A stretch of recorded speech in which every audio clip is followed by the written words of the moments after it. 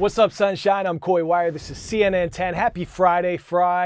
We've got your news for this Friday, May 30th. And if you're already celebrating summer break, hope you're having some fun. If you're not there yet, you will be soon. This is the first of 10 special summer shows we're going to be putting out every Friday for the next 10 weeks. So let's lock in and learn. We begin today with a new policy for international students who want to further their education in the United States. According to official messages seen by CNN journalists, the State Department is pausing all new appointments to apply for a student visa. A student visa is a legal document that allows people to enter a foreign country temporarily so they can pursue education, language immersion, or vocational training. Receiving the visa typically requires verification of the program of study and a background check. But the State Department now says it wants international students to go through an extensive social media screening as well. Embassies have asked applicants to submit profile links in the past, alleging they were checking for hate speech against certain religious groups, but it's unclear what this latest expanded search would be looking for. If we are deterring foreign students from coming to study here, then we are depriving ourselves of the benefits that those foreign nationals would bring to the United States after they graduate. There were more than 1.1 million foreign students in the U.S. during the 2023-2024 school year. Former embassy officials tell CNN that appointments for student visas are typically prioritized this time of year in preparation for the upcoming fall semester. Those same officials fear this new policy will slow down the application process. All spring, we've been covering how the White House is trying to reduce how much money it spends internally on federal programs. And today we're seeing a real-life impact that some of those spending cuts are having.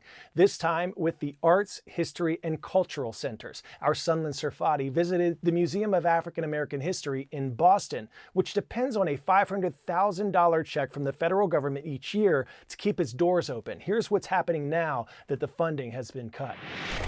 Good morning. Good morning. For more than 6 decades, Boston's Museum of African American History has been a connection to the past, inspiring students like 7th grader Excel Alabi. I realized that so many people have fought for us, fought for our freedom. The museum is a 200-year-old African meeting house where former slaves and abolitionists like Frederick Douglass once spoke. I feel it. Seeing it in person better than seeing it on screen or on a paper. You get to touch history and engage with history. But school programs like this one may themselves soon be history after the Trump administration sent the museum's CEO a letter saying its grant, quote, no longer serves the interest of the United States. I will forever remember that line. How is the fight against slavery a conflict that literally affected everything from the writing of the Declaration to the Constitution, through the Civil War that literally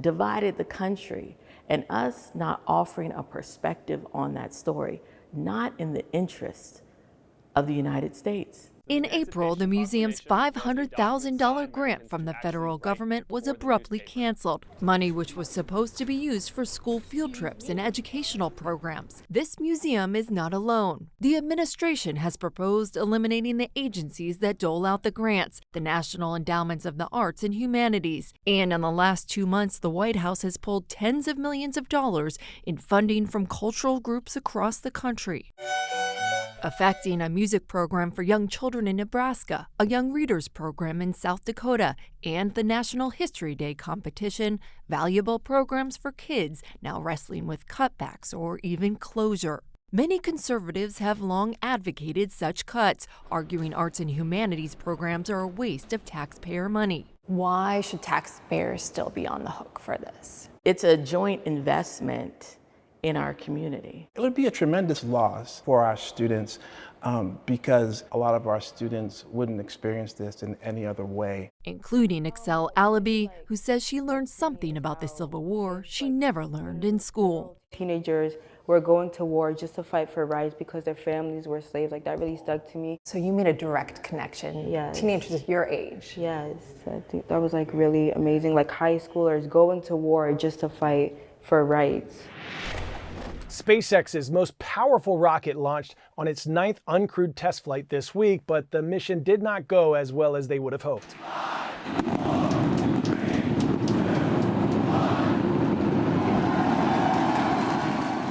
The Starship spacecraft seemed to take off as planned and ended up going farther into its flight path than previous tests this year, but eventually it failed to deploy mock satellites and failed to reignite its engines upon re-entry, so there it was turning into a whirling dervish, spinning uncontrollably through space, with SpaceX losing contact with the Starship. It's believed that the spacecraft likely broke apart over the Indian Ocean after losing control upon re-entry to Earth.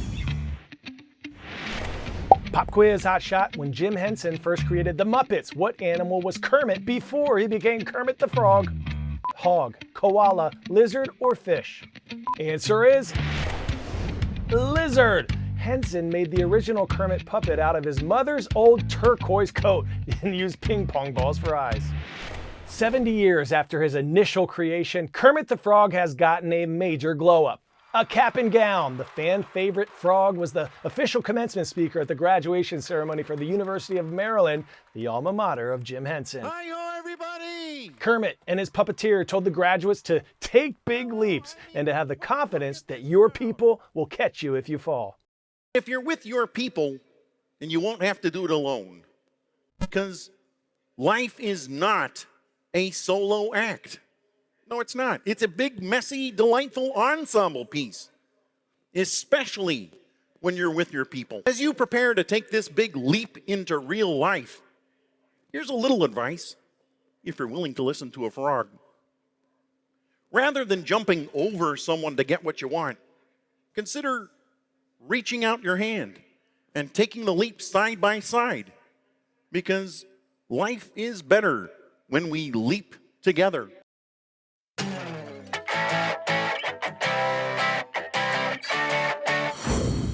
Today's story getting a 10 out of 10, the competition that some call the world's most dangerous race. The annual cheese rolling competition in England, dating back about 200 years. No matter how much cheddar they might pay the winner, I wouldn't dare try this, because not much Gouda can come from it. Believe me, throw out a think twice before mozzarella around like this. I just can't bear the thought of you getting hurt, so we're gotta promise not to try this at home. CNN's Don Riddell spoke with the man who's won this race more times than anybody on the planet. It's one of the most dangerous races in the world, and certainly one of the most ridiculous. A 200-yard dash down a steep English hillside in pursuit of a wheel of double Gloucester. The cheese is the prize, but just finishing in one piece should also be considered a triumph.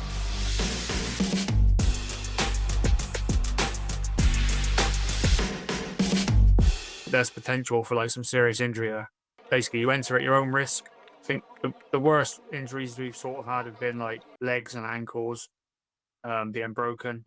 Nobody has been more successful on Cooper's Hill than Chris Anderson. He's won a world record 23 cheeses, but even he has felt some pain. He broke his ankle celebrating his first win, and a couple of years later, when he won again, he crossed the finish line unconscious. For anybody that's maybe going to try it for the first time, can you just tell them how to win the world's craziest race? How do you do it? You've just got to have a disregard for your own safety. The initial first 10 meters are near vertical. So you've literally just got to almost dive into it. Just try and run, stay on your feet. And if you fall, get up as quick as you can. They've been chasing cheese here since the 1800s, if not earlier, and with the advent of the internet age, it has become world famous. Thousands of people attend every year, and the winners have come from as far afield as New Zealand, Egypt, and the United States. My face took a lot of hits down the hill, so did my body, but that's the cost that it takes to win the cheese rolling. American Abby Lampe is a two-time champion. She's running again and hoping for a third title this year. At the age of 37, Anderson is recovering from a hip injury and says he's retired, although he could be tempted to run again one day if his son decides to follow in his footsteps down the hill. I'd be happy for him to run it, but I'd like to see him run down it at a good sort of speed, because the most danger is going slow and getting hit by somebody from behind. So I'd like him to be quick enough to get away from the carnage. But if he does run again, Anderson says it won't be for the cheese. Believe it or not, he doesn't like the taste.